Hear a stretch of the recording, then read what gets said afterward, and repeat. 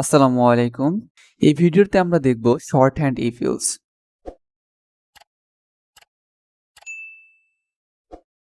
Short hand ইফিলস। এই shorthand ইফিলসকে আরো একটি নামে ডাকা হয়, সেটি হলো টার্নারি অপারেটর।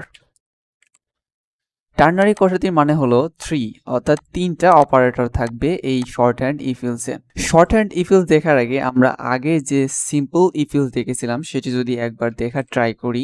ফার্স্টে আমরা ইফ কিওয়ার্ড লিখতাম, এরপর আমরা প্যারেনথেসিস দিয়ে কন্ডিশন লিখতাম। কন্ডিশন পরে আমরা একটি বডি ক্রিয়েট করতাম যেখানে আমরা কোড লিখতাম কন্ডিশন স্যাটিসফাই হলে। এরপরে আমরা ইলস ব্লক রাখতাম, ইলস ব্লকের মধ্যে আমরা কোড লিখতাম।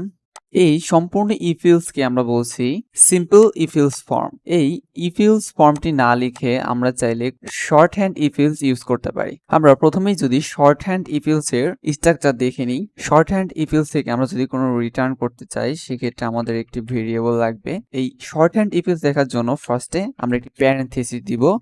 প্যারেনথেসিসের মধ্যে আমরা লিখব কন্ডিশন। এরপর আমরা একটি কোশ্চেন মার্ক ইউজ করব। এখন এই প্যারেনথেসিসের মধ্যে আমরা যে কন্ডিশনটি দিব সেই কন্ডিশনটি যদি ট্রু হয় বা কন্ডিশনটি যদি স্যাটিসফাই করে, তাহলে আমরা যে ব্লক কোড এক্সিকিউট করতে চাই বা যে স্টেটমেন্টটি এক্সিকিউট করতে চাই সেটি আমরা এখানে লিখব। তাহলে এখানে আমরা লিখব কোড 1। এরপর আমরা একটি ক্লোন দিব এবং ক্লোনের পরে লিখব কোড 2। এরপরে আমরা একটি সেমিকোলন দিয়ে দিব। এবারে শর্ট হ্যান্ড ইফিলস বোঝার জন্য আমরা আগের যে ইফিলসটি ছিলাম তার একটি এক্সাম্পল দেখি। এক্সাম্পলটি করার জন্য আমরা একটা ভেরিয়েবল নিয়ে নিই, নাম্বার ইকুয়াল 10। এখন আমরা সিম্পল ইফিলস দিয়ে এই নাম্বারটি পজিটিভ কিনা সেটি বের করার একটি প্রোগ্রাম যদি লিখি, তবে প্রোগ্রামটি এমন হবে ফার্স্টে ইফ কিওয়ার্ড, এরপর আমরা কন্ডিশন লিখব যে নাম্বারটি 0 এর বড় কিনা। সো আমি এখানে লিখব নাম্বার গ্রেটার দেন 0। নাম্বারটি যদি 0 এর বড় হয় তাহলে আমি এখানে প্রিন্ট করব পজিটিভ।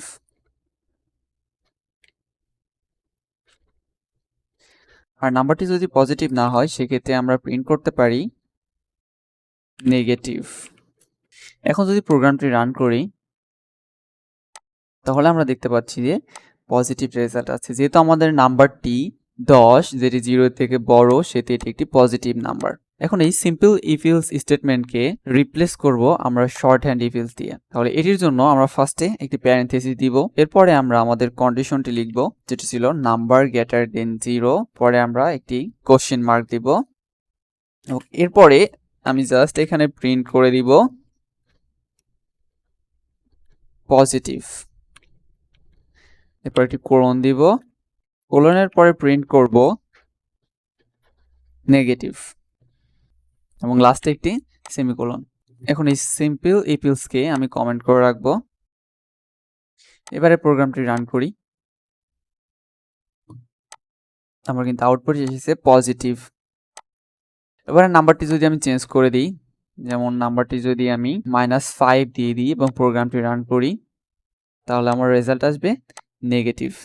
এখন এই প্রোগ্রামটিকে একটু মডিফাই করব এবং আমার যে নাম্বারটি থাকবে সেই নাম্বারটি যদি পজিটিভ হয় তবে আমি 100 রিওয়ার্ড দিব, আর নাম্বারটি যদি নেগেটিভ হয় সেক্ষেত্রে আমি 100 নেগেটিভ দিব। এর জন্য সিম্পলি আমি প্রিন্টএফটি এখান থেকে রিপ্লেস করে 100 দিব এবং যদি নেগেটিভ হয় তবে আমি 100 মাইনাস করব। এবং এখান থেকে যেহেতু আমি 100 অথবা -100 রিটার্ন করছি, সো আমাকে এখন এই ভ্যালুটা একটা ভেরিয়েবলের মধ্যে রাখতে হবে। সো আমি এখানে একটু ভেরিয়েবল রাখছি, ভেরিয়েবলটার নাম আমি m দিচ্ছি।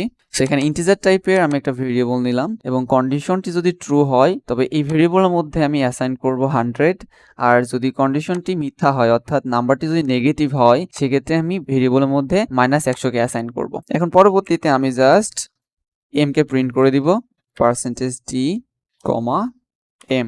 এবারে প্রোগ্রামটি রান করি।